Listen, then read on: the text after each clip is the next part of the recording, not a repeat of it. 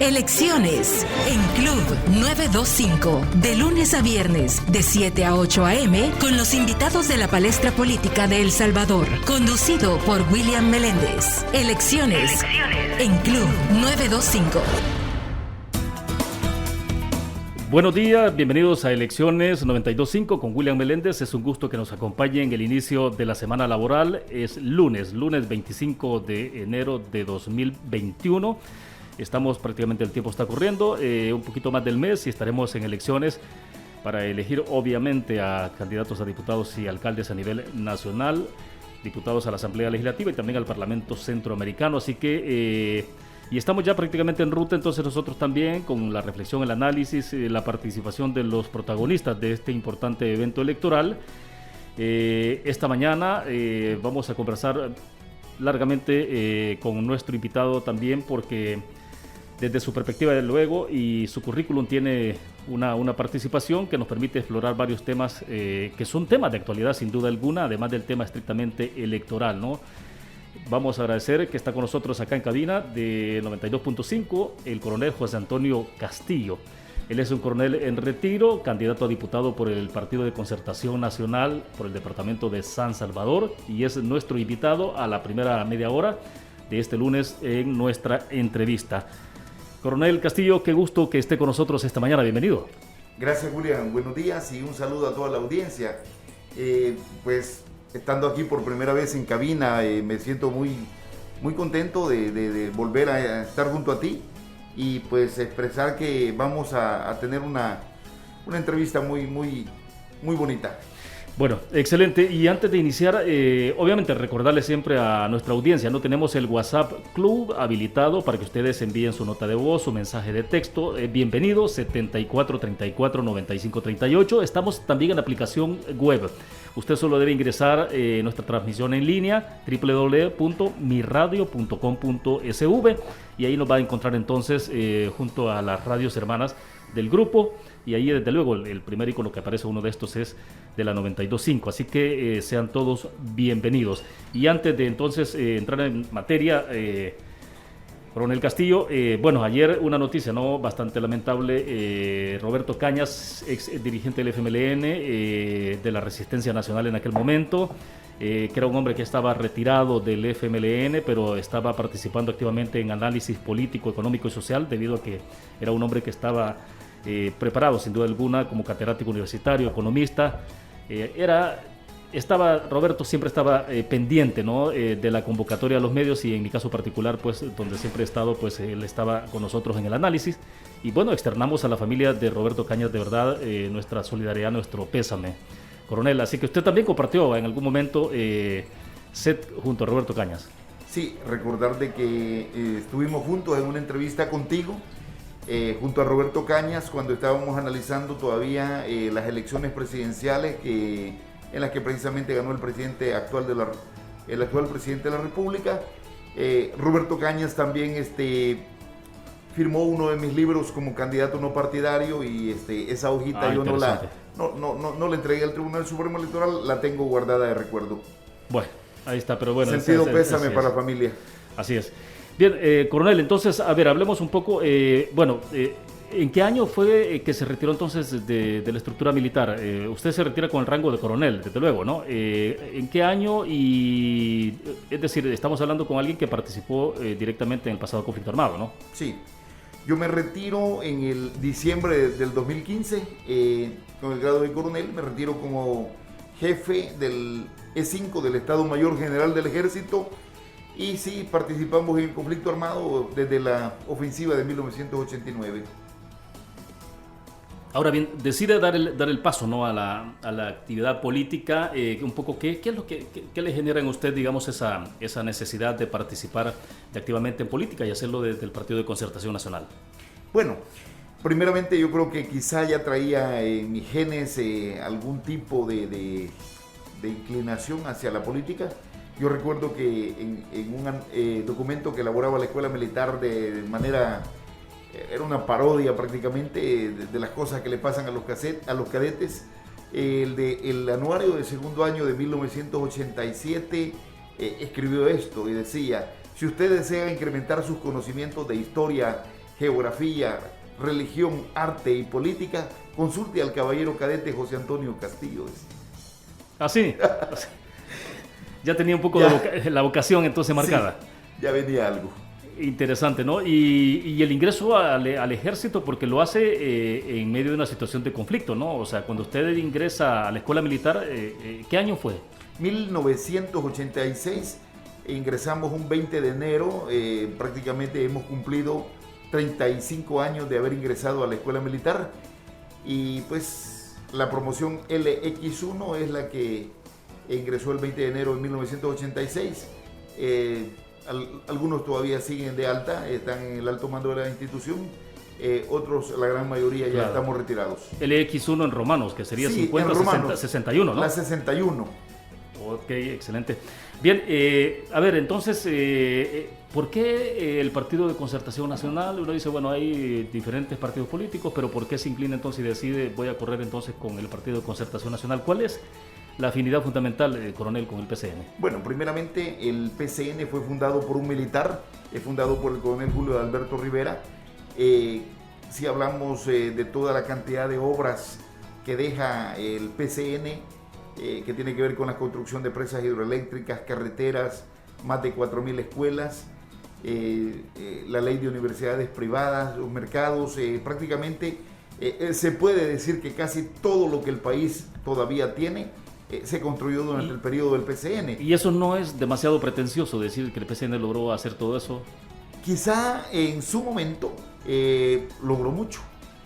Imagínate lo que significa construir 5 presas hidroeléctricas en 17 años, cuando hoy en más de 30 años no se ha logrado construir una tan sola presa hidroeléctrica. Bueno, no solo no se ha construido, sino que hay hoyos ahí de corrupción exagerados, ¿no? En lugar de tener una presa... Eso el chaparral. Sí, y en lugar de tener una presa, lo que tenemos es un preso. Y eso es lo que ha evidenciado, como se llama, el tema de la corrupción. Ha sido la lastre que ha venido a dañar prácticamente la vida institucional del país. Y esa es precisamente una de las razones por las cuales yo decido incorporarme en política, porque no puedo permitirme que el país siga yendo a la deriva en una situación tal que cada día y cada gobierno que llega deja peor el país de lo que lo recibió. ¿Y cuál es la propuesta fundamental? Me imagino que tiene varias propuestas que está ofreciendo a la población si llega a ser diputado, pero ¿cuáles son, digamos, las 3 propuestas cruciales que cree usted que se pueden impulsar desde la Asamblea Legislativa? Porque de repente, pues sí, en medio de la campaña también, no digo que sea su caso, pero hay quienes se dedican a hacer ofrecimientos que incluso ya uno no sabe si el ofrecimiento que está haciendo es como candidato a la presidencia, como candidato a diputado o como candidato a la alcaldía. Entonces, porque cada órgano tiene sus alcances, sus limitantes también, ¿no? Y la Asamblea Legislativa obviamente es el instrumento llamado para la legislación, para la creación de leyes. Pero entonces, ¿cuáles son las 3 cosas concretas, digamos, que usted está ofreciendo que podrían de verdad desarrollarse desde la Asamblea Legislativa? Sí, y es correcto lo que tú dices, William. Un legislador va a la Asamblea Legislativa a cumplir 2 funciones específicas. Una es legislar, y en materia de legislación puede crear nuevas leyes, derogar leyes, y que prácticamente eso es o modificar leyes, y representar también a los diferentes segmentos de la población salvadoreña. En el tema de las propuestas, mi propuesta, la propuesta número 1, conlleva una lucha frontal contra la corrupción. La corrupción está identificada y ya fue por primera vez señalada en la encuesta anterior, ya aparece como el 4º problema que los salvadoreños están identificando que tiene El Salvador.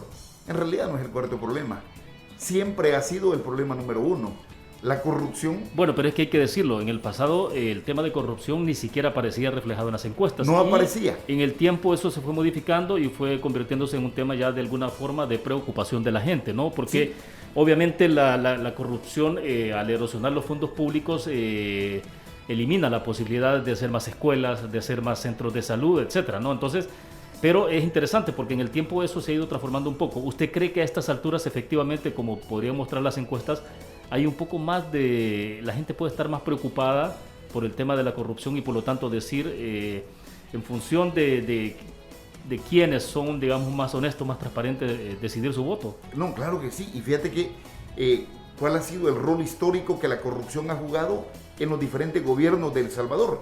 La corrupción es la que llevó a la derrota al Partido Demócrata Cristiano para que llegara Arena. La corrupción es la que llevó a la derrota del Partido Arena para que llegara el FMLN. La corrupción es la que llevó al FMLN a la derrota para que llegara el actual presidente de la República. Y la corrupción es lo que nosotros vemos ahora que está haciendo mella en los temas de falta de transparencia, de no rendición de cuentas al actual gobierno, y que también la historia no se equivoca, lo va a terminar llevando hacia el suicidio político. Entonces, retomando las propuestas. Ahora, pero en este momento, solo perdón un paréntesis, pero en este momento Nuevas Ideas, que es el partido en el gobierno, está liderando las intenciones de voto, está liderando la opinión favorable, digamos, de la sociedad. Sí, es correcto. Nuevas Ideas está liderando y va a ganar la mayoría, muy probablemente, del Congreso salvadoreño. Pero eso no quiere decir que el tema del cual estamos hablando esté aislado del accionar del actual gobierno. Entonces, sí, yo creo de que en un momento determinado la corrupción debe ser atacada frontalmente, porque es el problema número uno, y como tú lo decías, la corrupción no permite más educación, la corrupción no permite mayor salud, la corrupción no permite más escuelas, la corrupción genera inseguridad, y esta conlleva también el tema de las pandillas. Entonces sí, creo yo de que se debe atacar la corrupción para que los delitos que tienen que ver con el enriquecimiento ilícito, exista una reforma penal para que no tengan una mayor incidencia civil, sino que tengan definitivamente una connotación penal, y que definitivamente estos delitos no prescriban. No puede llegar un presidente de la República a saquear las arcas del Estado con su grupo familiar, con sus cheros, y que después en 3 años salga libre. Sí, entonces hacía referencia con, digamos, a esas 3 principales iniciativas. Claro, el tema de corrupción... Solo he mencionado una. Bueno, entonces avancemos para... Okay, y por rapidito la voy a dar. La propuesta número 2 está relacionada al tema del fortalecimiento de la transparencia. Esto tiene que ver con que se tenga que mejorar la ley de adquisiciones y contrataciones de la administración pública, conocida como la CAP. También hay que fortalecer al Instituto de Acceso a la Información Pública, porque en este periodo se ha visto bastante minado su desempeño, que venía siendo muy importante en el rol de contralor de prácticamente de lo que está pasando, de lo que debe ser público y lo que es privado es privado. ¿Ve usted acciones deliberadas para minar, como usted lo menciona, al Instituto de Acceso a la Información Pública? Sí, han habido acciones y declaraciones específicas en las cuales el instituto, por ejemplo, primeramente se ha intentado tomarse el instituto a través de nombramiento de personalidades ligadas a partidos políticos que sabemos que han tenido un rol nefasto dentro de la sociedad salvadoreña. Entonces, en este tema, en el tema de la transparencia, es un tema que sí tiene que agotarse. Sí. La propuesta 3 tiene que ver con la reivindicación del Magisterio Nacional. Esto hemos estado analizando, viendo la situación que tiene el magisterio. Mira, un Estado, un país, se desarrolla en la medida que se desarrolla su educación. Y la columna vertebral de la educación son sus maestros.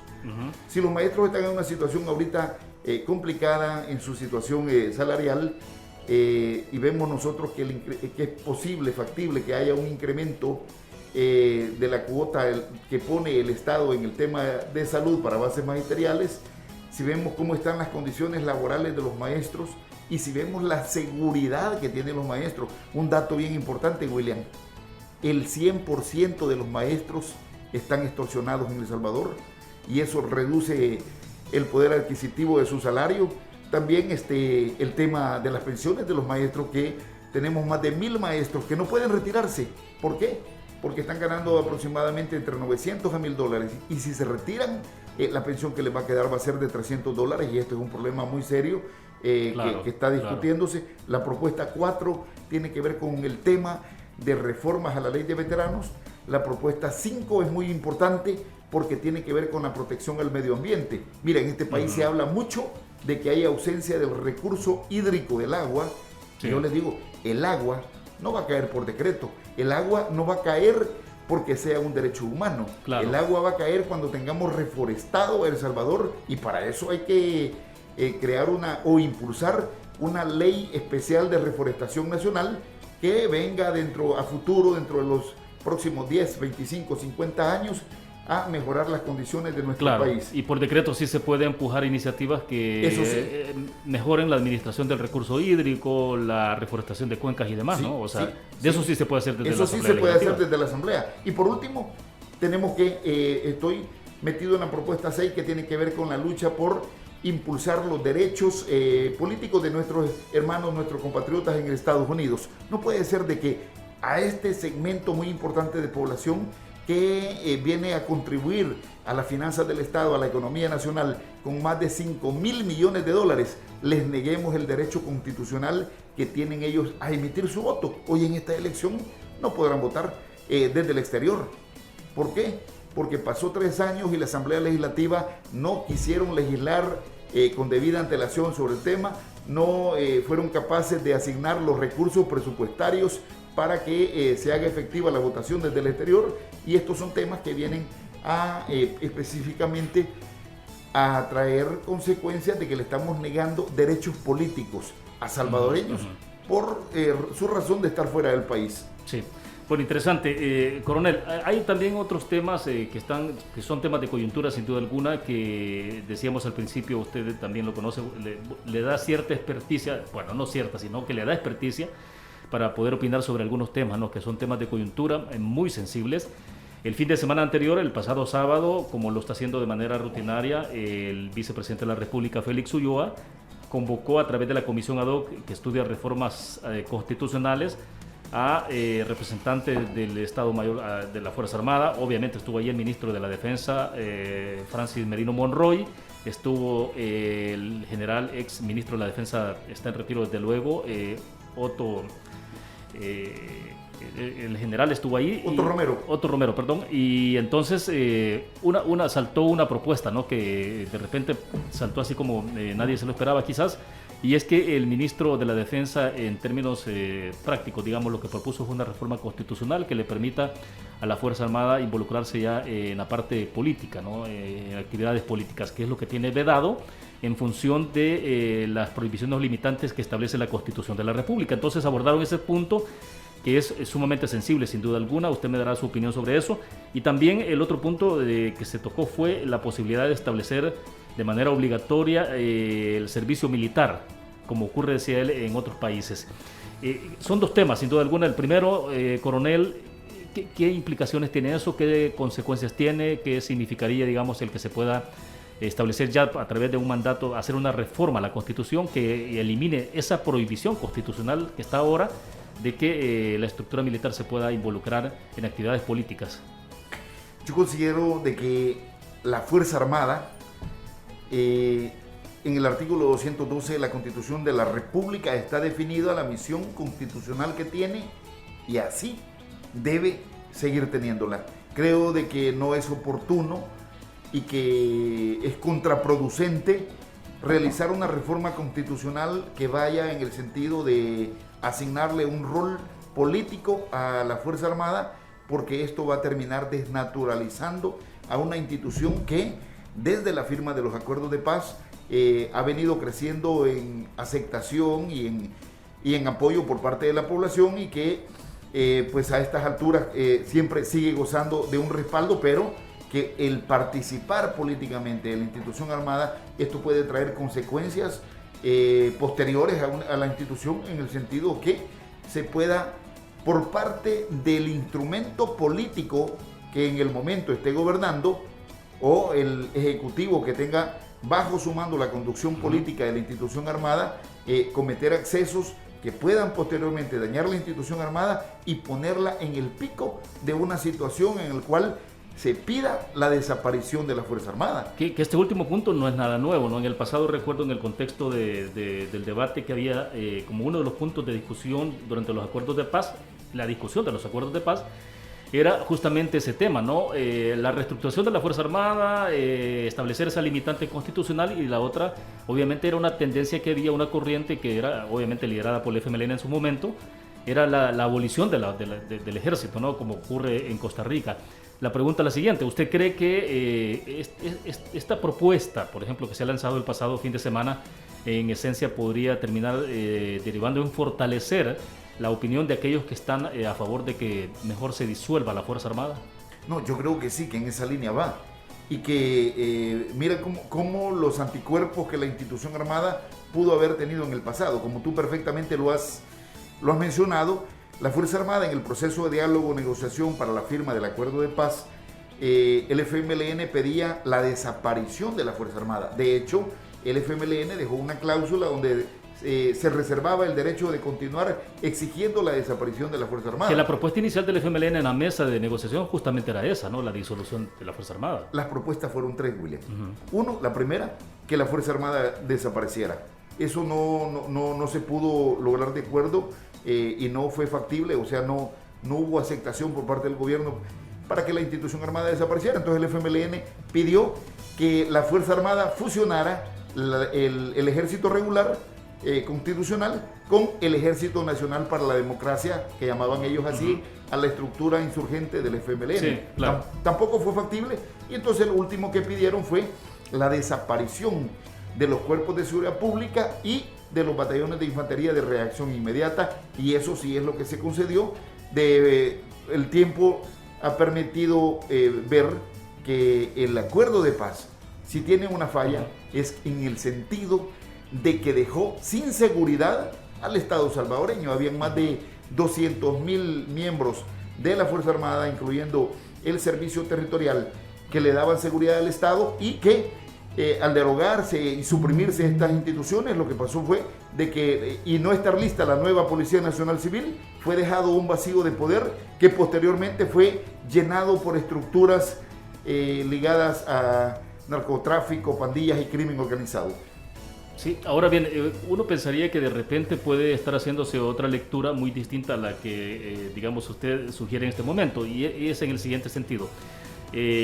Eventualmente, si usted ve las últimas encuestas, la de la Universidad Centroamericana, por ejemplo, que hace referencia específicamente al tema de credibilidad, confianza en las instituciones, aparece el presidente de la República en el top, digamos, lo más alto de esa preferencia, y al final está la Asamblea Legislativa. Pero la Fuerza Armada se ubica bastante arriba también en ese endoso que la población de alguna forma le hace a la Fuerza Armada. ¿No será que en algún momento determinado puede haber otra lectura también, decir, bueno, hoy que tenemos más respaldo de la opinión pública y estamos en una posición, pues podemos hacer este tipo de propuestas y dar ese paso, digamos? A mí me preocupa la última encuesta que vi, donde veo la nota que se le asigna a la Fuerza Armada. Si bien es cierto que la Fuerza Armada sigue teniendo ese respaldo de la opinión pública, y que las voces que estaban pidiendo su desaparición, que antes eran de izquierda y que ahora son algunas de derecha o centro derecha, lo que vemos es una disminución del porcentaje de aprobación. La Fuerza Armada siempre ha andado en parámetros de evaluación de casas encuestadoras arriba del 70 y 80%. Siempre la Fuerza Armada se ubicó abajo de la Iglesia Católica, y posteriormente venía la Fuerza Armada, posteriormente venían iglesias evangélicas, venían los medios de comunicación, y ese ha sido su desempeño. A mí me preocupa en lo particular de que esto pueda ser una trampa para involucrar al ejército en labores políticas las cuales están ajenas a su misión constitucional.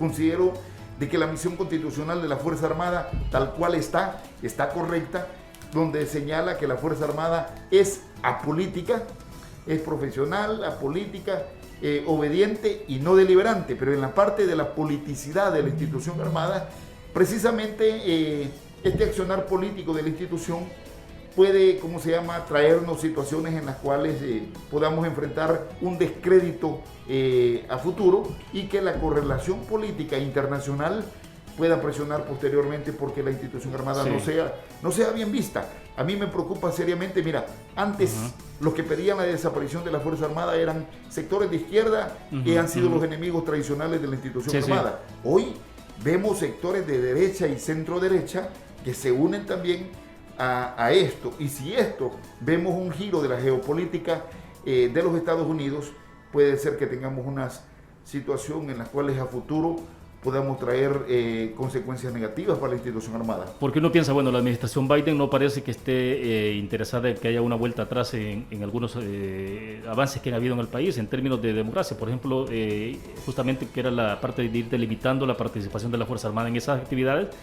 ¿O usted cree que la administración Biden pueda ver en otras perspectivas? O sea, eventualmente no parece que vaya en esa línea. Sí, mira, durante mi paso por la institución armada yo estuve muy siempre ligado al área de asuntos civiles, el E5, sí. y en esto le permite a uno tener algún tipo de acercamiento, comunicación con el grupo militar de los Estados Unidos por la ayuda que se ve, pero también va viendo en los cursos donde se iba viendo que la institución armada debe estar alejada lo más posible del accionar político, y si bien es cierto que el ministro de la Defensa Nacional tiene dos roles, uno es eminentemente político como parte del gabinete de gobierno, claro. El otro también es él es el miembro de mayor jerarquía dentro de la institución armada, y debe tener la sapiencia, la sabiduría para saber diferenciar en qué momento tiene el sombrero como parte. En la política que él tiene que actuar es, uno, o política de defensa o en las políticas públicas que tengan que ver con la misión constitucional, claro. Pero no traspasar el límite de la política partidista. Vaya, pero usted sí sigue viendo al ejército en actividades de apoyo a la Policía Nacional Civil en el esfuerzo por enfrentar la situación de delincuencia y violencia que vive el país. Sí, eso es algo que ¿por qué razón? Porque la Constitución de la República así lo establece. Dice que la Fuerza Armada además colaborará en obras de beneficio público y coadyuvará también al mantenimiento de la paz interna cuando la situación así lo requiera. Lo que pasa es que el problema de la paz interna cada día y cada año fue creciendo de manera tal de que un problema que debe ser un problema de seguridad nacional, el tema de las pandillas, que es una estructura que está alcanzando arriba de 100,000 hombres, que puede ser que en este momento estén en modo pasivo, en modo tregua, pero que a futuro este problema está latente allí. Entonces la institución armada sí debe jugar un papel muy importante dentro de la defensa nacional, dentro de la seguridad nacional, pero ajena al desempeño político que pueda tener, porque pueden llegar presidentes de la República que no tengan mayor experiencia política y puedan hacer un mal empleo de la institución armada, como fue lo que pasó en la toma de la Asamblea Legislativa. Sí, ahora, en el tema de combate a la situación de inseguridad en el país, a la delincuencia, a la violencia que está viviendo el país, hay obviamente una disminución clarísima en el número de muertos, ¿no?, de fallecidos por la situación de violencia, y el gobierno insiste en atribuir esto al Plan Control Territorial. ¿Cuál es su opinión? Bueno, yo creo de que el tema de que no existan muertos, eso es algo que ya se observó en la tregua que fue pactada en el gobierno de Mauricio Funes. Cuando se pacta la tregua en el gobierno del FMLN, lo que tuvimos fue una disminución de muertos, pero se incrementaron los desaparecidos. En aquel momento, perdón, ¿usted considera que eso era en función de una decisión de las pandillas de disminuir el número de muertos? Eso era parte del arreglo político al cual habían llegado el estamento político que negoció la facilitación, llamada así por el presidente de la República, Mauricio Funes, que ellos fueron unos facilitadores de la tregua, pero que en realidad la tregua tenía como objeto disminuir, como que se disminuyese la cantidad de homicidios, en tanto que vimos un incremento de los desaparecidos. Hoy, nuevamente, estamos viendo que los desaparecidos ahora en este periodo ya son mayores a la cantidad de muertos que se tiene. Entonces, podemos ver el caso del joven de Chinawok, que fue encontrado en Lourdes, tema de desaparecidos que preocupa y que efectivamente debemos, darle seguimiento, porque creo yo de que, si bien es cierto, no tenemos muertos, pero mira, William, el sector transporte denunció que está pagando entre 15 a 20 millones de dólares. Los maestros están siendo extorsionados al 100%. Entonces, ese tema simplemente lo que ha permitido es crear una percepción de que no hay muertos y que la situación está bien, pero que en realidad el problema sigue vigente. Coronel, estamos concluyendo la participación suya y solo quiero cerrar escuchando la opinión de Mario Calero, que nos escucha habitualmente de New Jersey en Estados Unidos, y luego entonces escuchamos su reflexión y cerramos esta primera parte. A ver, escuchamos entonces a Mario. Muy buenos días, tengo una pregunta y un comentario. El comentario es que para mí la Fuerza Armada ha sido la única institución en El Salvador que ha respetado los acuerdos de paz al pie de la letra. Y yo creo que por eso merece continuar acompañando al pueblo salvadoreño en su historia, en su lucha. La Fuerza Armada ha respetado todos lo que se decía en el papel cuando fue firmada la paz. Y la pregunta es, al principio de la entrevista se resumía algunas de las maravillosas obras que el PCN hizo en sus tiempos dorados. ¿Por qué hoy en día, teniendo los recursos, teniendo la tecnología, no se pueden concretar muchas obras como fue en el pasado que las hiciera el PCN? ¿Cuál es la diferencia?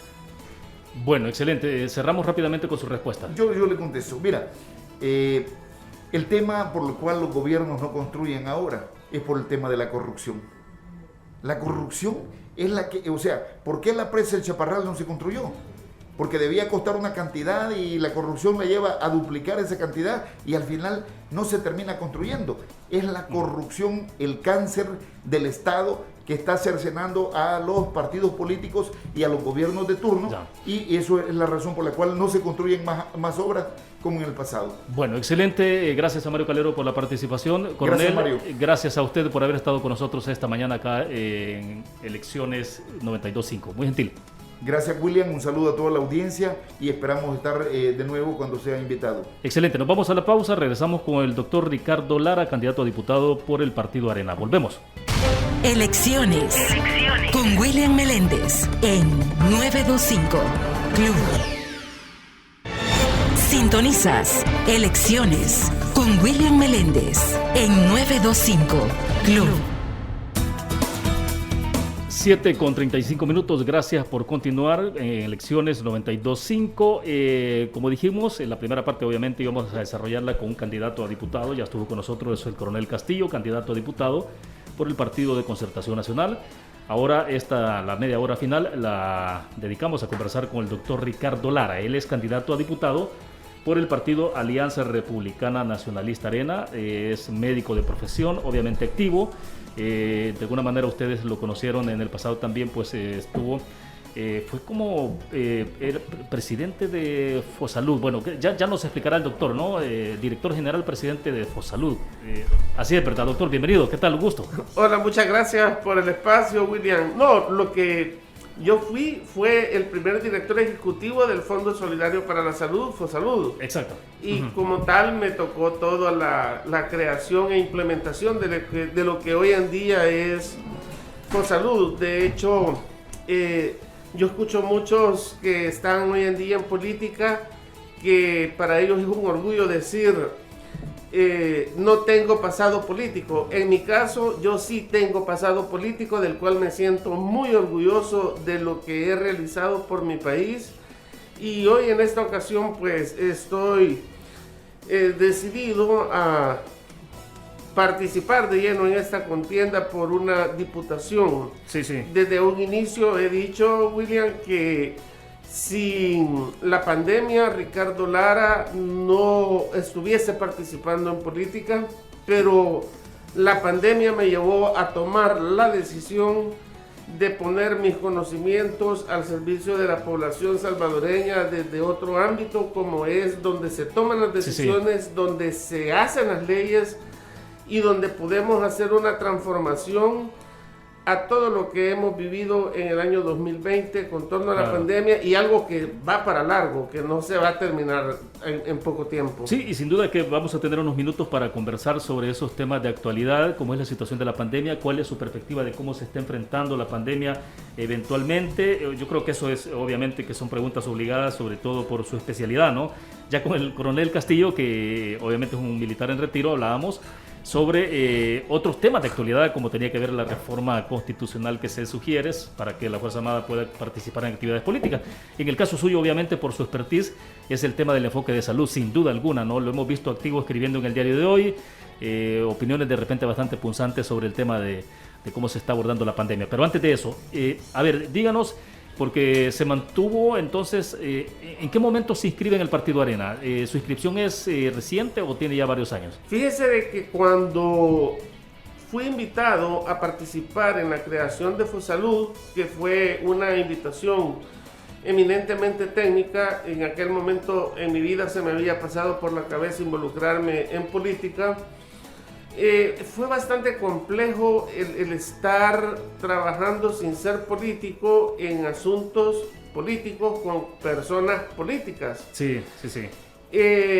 Decido inscribirme en el Partido Arena para apoyar la candidatura de Norman Quijano como concejal cuando él fue alcalde de San Salvador. Yo estuve con él en los 2 periodos en la alcaldía de San Salvador, del 2009 al 2012 y del 2012 al 2015, como responsable del tema de salud. Y estando ahí en la alcaldía me interesó conocer el tema de cultura, entonces eran los 2 temas en los cuales estuve apoyando. Y dentro del área de salud, se me dio la responsabilidad de trabajar todo el componente de mujer, niñez y familia, específicamente en la creación de los comités locales para la protección de la niñez en base a la ley de la Lepina, que entraba en juego en aquel entonces.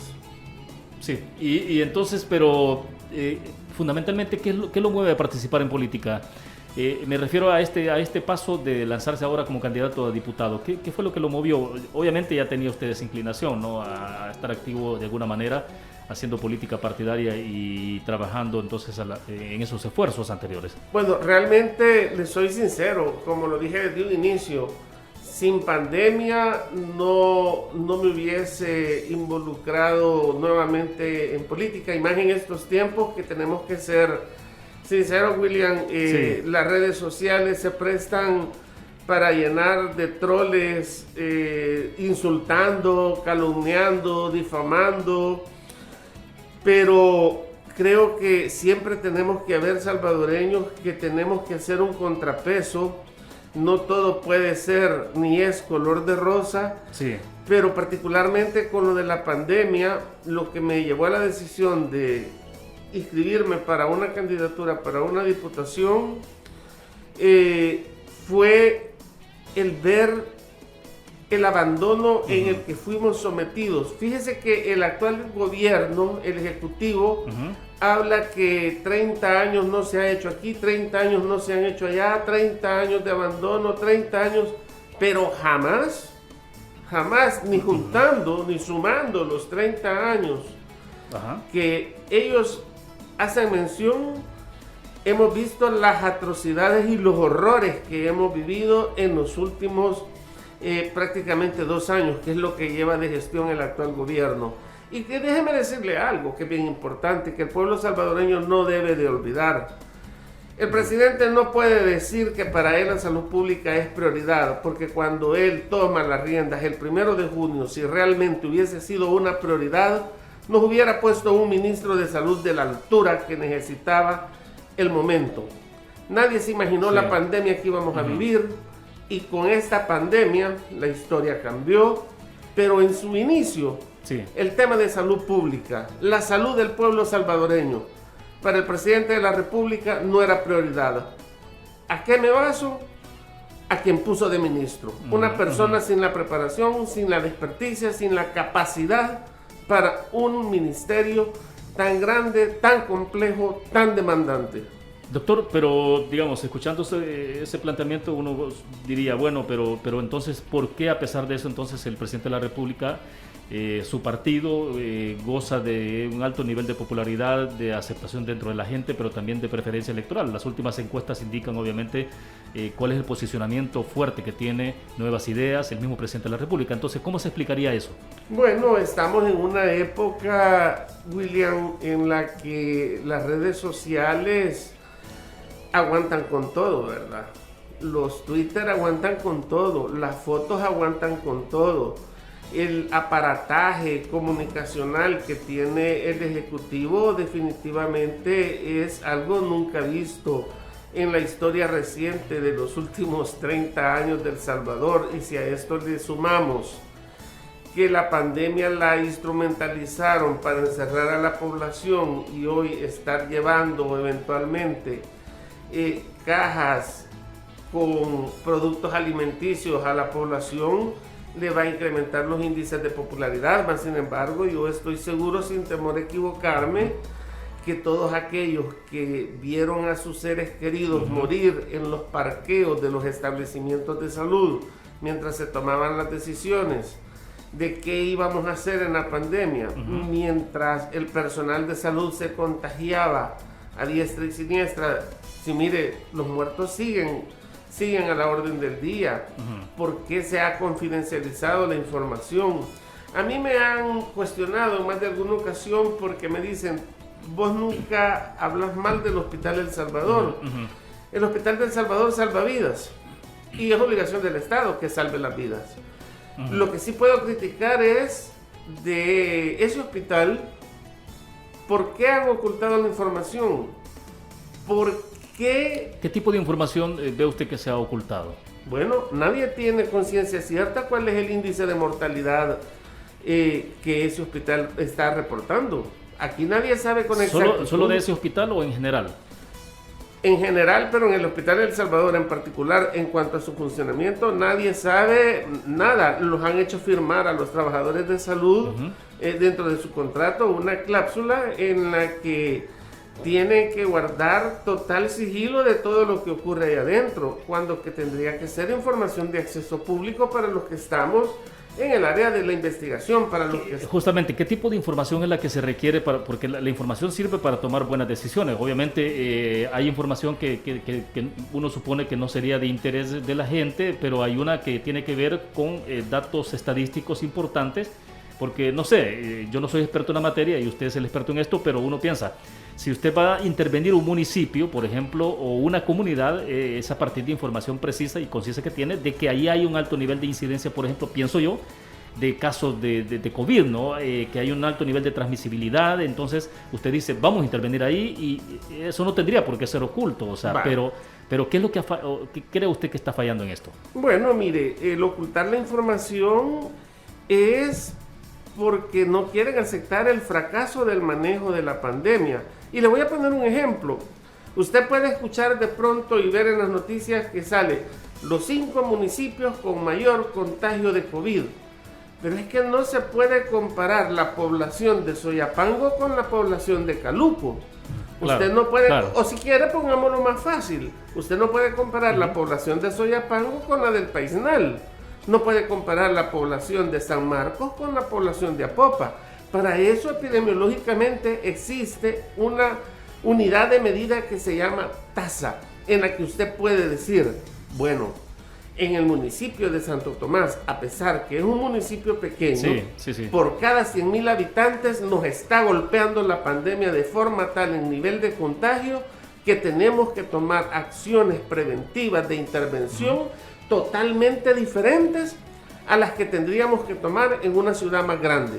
Y eso aquí no lo vemos. Aquí lo que vemos es las cabinas van a estar tomando pruebas en el departamento de San Miguel. Y miren, lo más vergonzoso, yo he criticado la política de toma de muestras ha sido el gran error de esta pandemia. Por no mencionar los 5 grandes errores que creo yo que corto me quedaría. Sí. ¿Cómo debería ser el proceso de toma de pruebas? Bueno, ¿a partir de qué criterios? Los criterios epidemiológicos son, ya tenemos antecedentes históricos desde que se tuvo el primer caso. Con ello, aquí viene la información del Hospital El Salvador, de qué lugares está llegando la población más complicada, las personas que están llegando con los más altos índices de complejidad en su enfermedad, y eso les puede dar la luz hacia dónde tendrían ellos que ir a tomar acciones. Pero usted lee en las redes sociales que el candidato alcalde de Santa Ana dice, he gestionado con el ministro de Salud que traiga las cabinas para que tomemos pruebas en Santa Ana. ¿Ese es un criterio epidemiológico? La respuesta es clara, no lo es. En tal sentido, Da pesar ver, y aquí yo lamento mucho porque me llevo de encuentro a la actual Asamblea Legislativa, pero la actual Asamblea Legislativa le tuvo miedo a la popularidad del presidente. ¿En qué término? Porque recientemente se dio cuenta, usted no, el fin de semana, para amanecer sábado, el presidente de la Asamblea, Mario Ponce, tuvo que mandar a publicar una ley especial para el tratamiento de cómo enfrentar la COVID, y que el presidente de la República omitió hacerlo, ¿no? Como no lo hizo el presidente, que era una situación bastante inédita, entonces el presidente de la Asamblea tomó la decisión de que se publicara para que esto se convirtiera en ley de la República, que es una herramienta, se supone, para enfrentar la COVID. ¿Por qué tanto tiempo después? Yo quisiera ver, mi crítica va al comportamiento que tuvieron al inicio de la pandemia. Todos tenían miedo de tomar decisiones, de alzar la voz, de ponerse en contra de un aparato de popularidad del presidente, y le dieron carta abierta. Y gracias a eso, ¿qué es lo que tuvimos de producto final? El encierro más grande a nivel mundial. ¿Cuántos meses el pueblo salvadoreño estuvo encerrado? ¿Y ese encierro sirvió de algo? Mi respuesta es no, no sirvió de nada. ¿Y por qué razón? Porque hoy en día, 25 de enero, el índice de contagio comunitario que tenemos es incontrolable, es insostenible. Y aquí viene mi otro cuestionamiento. Sí. ¿Ha habido realmente una postura fuerte en torno a presionar a que se entreguen los fondos FODES de 9 meses que no se les han dado a las alcaldías, cuando que en estos momentos las alcaldías tienen mucho que hacer en torno a acciones de carácter preventivo para el manejo de la pandemia? ¿Y quién dice algo? Solo vemos voces suaves que hay que llamar al ministro de Hacienda, pero una posición o una muestra en la que se tendría que buscar un mecanismo de presión más grande para que esos fondos sean entregados, para reactivar las acciones de carácter preventivo dentro de las muchas cosas que tienen que hacer con los fondos FODES. No vemos mayor cosa, y ahí vienen mis propuestas, y por las cuales yo estoy aquí hoy en día dentro de esta contienda política. Desde hace varios años, a nivel médico, hemos venido discutiendo, no solo los médicos, sino que varios sectores del sector salud, valga la redundancia, que tenemos un código de salud desactualizado. Tenemos que actualizar un código de salud a estos nuevos retos, a estos nuevos enfrentamientos, no de la pandemia, sino que desde muchos años antes. Hoy es el momento que o lo hacemos ya o lo hacemos ya. ¿Sería un nuevo código de materia de salud? ¿Actualización? No, una actualización del código de salud actual que está vigente. Sí. Y la segunda gran propuesta es en torno a mi experiencia en los 6 años que estuve en la alcaldía de San Salvador como concejal, modificar el código municipal en el ámbito de salud pública, es decir, enumerar y dejar claramente determinadas las funciones de salud pública que una alcaldía puede realizar. Muy loable que una alcaldía tenga sus clínicas municipales, es bueno, no es malo, como lo tienen las iglesias, como un acto de altruismo, pero los nuevos tiempos demandan un código municipal en el tema de salud pública de cara a lo que estamos viviendo, que son las pandemias. ¿Y qué es lo que vimos en los primeros meses de la pandemia, cuando cada alcaldía y cada alcalde tomó un rol de acción? Cada quien hizo lo que quiso. Usted veía que el que tenía la idea más extravagante era el que iba a tener mayor visibilidad. Y yo siempre digo, entre más grande era el arco en el que te iban a bañar con lejía, y entre la lejía más fuerte era, la acción era mejor. Y entre más amonio cuaternario te rociaran, era mejor. ¿Y usted cree que los arcos eran inútiles o tenían alguna finalidad de verdad? Realmente tenían una finalidad de visibilidad, pero o sea, más con un afán propagandístico. Propagandístico, electorero, lo que usted quiera llamarle, pero técnicamente, bueno, prueba de ello es, mire, cómo estamos con el contagio comunitario. Claro. Pero lo más importante es, cada municipio hizo lo que quiso. San Salvador cerró por varias semanas el centro de la ciudad. En otros lugares habían hecho unos túneles en los que tenían que bañar a todas las personas. En otros lugares habían controles sanitarios diferentes. Claro. Pero no existía una uniformidad. Y a esto viene, y sumémosle, cuando empiezan los cercos sanitarios. Cuando empiezan los cercos sanitarios, que hay un caso COVID y cerramos el municipio entero y lo que nadie cuenta es más allá de lo que ocurrían ya en hechos no estadísticos, sino que en hechos reales. ¿Qué le hubiese pasado a usted que de repente iba para La Libertad porque allá vive su madre y su madre estaba enferma y ese día usted iba y no lo dejan entrar? Simplemente porque hoy cerraron. Y usted en el camino iba y se enteró que cerraron. Sí, y quiero compartir, doctor, porque la agencia de noticias Reuters está publicando un monitoreo, un tracking, digamos, que están desarrollando ellos a nivel mundial sobre cómo es el comportamiento de la evolución de contagios de la COVID en diferentes partes a nivel del planeta, ¿no? Y El Salvador aparece con un 59% de estar cerca de llegar al pico máximo de contagios. Honduras ya se encuentra en esos niveles, ¿no? Guatemala tiene, por ejemplo, el 56%. Y digo, entonces El Salvador tiene el 59%.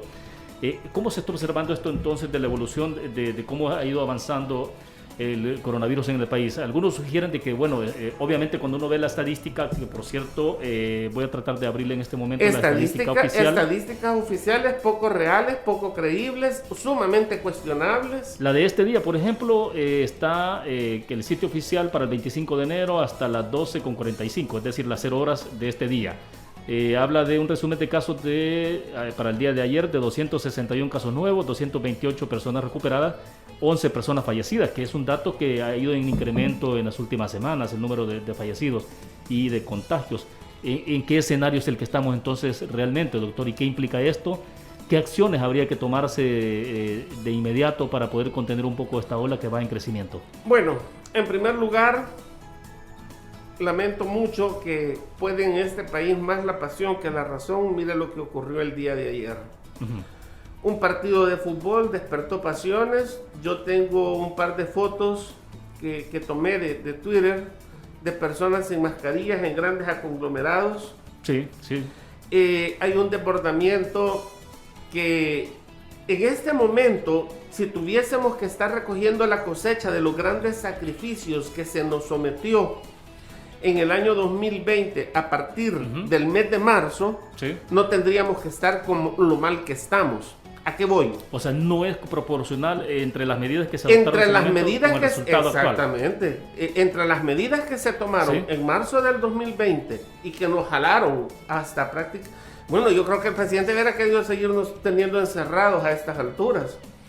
Pero lo que tomaron en marzo, que fueron medidas extremas, los resultados han sido pobres.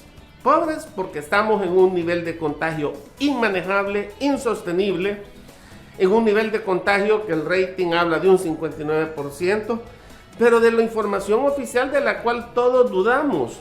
Información oficial que no es confiable. Sí. Bien, doctor, estamos por concluir. Entonces, desde la Asamblea Legislativa, para cerrar, sí es posible hacer un replanteamiento en términos de propuestas en materia estrictamente de salud. Yo creo que son 3 situaciones las que se pueden hacer y es en las que Ricardo Lara se ha decidido meter en esto, que no es fácil, que no es un buen momento. Mi familia me dice, tenés que ser más cauto, no queremos que seas perseguido político, no queramos que te vayas, que tengas que irte exiliado. Pero alguien tiene que alzar la voz. Y quiero decir lo siguiente. Primero, quiero ser la voz del sector salud. Tener la voz fuerte a la hora de tener que ser determinante. No tener miedo a perder rédito político porque a mí no me interesa estar más allá de un periodo legislativo. Modificar el Código de Salud. señalar lo que no se hace bien, pero a la par una propuesta, una solución. Habemos personas preparadas. No soy el conocedor de todo, William, no lo soy. Pero creo que hay toda una comunidad científica que pudo haber sido tomado en cuenta en esta pandemia y que por amor a nuestra patria lo hubiésemos hecho. Y no se nos tomó en cuenta. En tal sentido, creo que hay grandes retos por cumplir. La tarea está difícil. Sí. La posible llegada a la Asamblea Legislativa, estoy seguro que de lograr todos estos espacios como el que usted me ha abierto este día y llegar a la población salvadoreña, poder convertirme en un portavoz. Pero aquí nadie que se le ha muerto un ser querido en el hospital El Salvador sabe a ciencia cierta cuál fue su historia de manejo y tratamiento. Ya. Y eso no puede ser. Sí. Bueno, excelente. Le agradecemos de verdad, doctor, que ha hecho espacio. Sabemos que siempre, en el caso de ustedes, pues también la gente es bien apretada y que hizo el espacio por estar con nosotros acá en Elecciones 92.5. Muy gentil. Muchas gracias por la invitación. De verdad, le agradezco mucho porque mi campaña se ha basado en redes sociales y no negarme a ni una sola invitación a cualquier medio de comunicación para poder llegar a la población como una medida de responsabilidad. No estoy de acuerdo con las tradiciones del casa por casa, mítines, actividades de quiebras de piñatas y todos aquellos acercamientos que se conviertan en foco de contagio. Muchas gracias. Bueno, excelente. Nosotros concluimos así entonces Elecciones 92.5. Les recuerdo, mañana a las 7 de la mañana estará con nosotros acá Javier Simán, el presidente de la Asociación Nacional de la Empresa Privada ANEP. Obviamente tenemos un menú bastante importante de temas que estaremos analizando con el principal dirigente de la gremial de empresarios en nuestro país. Así que hay más, 92.5, por favor no se nos vaya. Nosotros sí hacemos esta pausa y nos vamos a escuchar mañana a las 7 de la mañana en punto. Buenos días. Elecciones en Club 925, de lunes a viernes, de 7 a 8 a.m., con los invitados de la palestra política de El Salvador, conducido por William Meléndez. Elecciones en Club 925.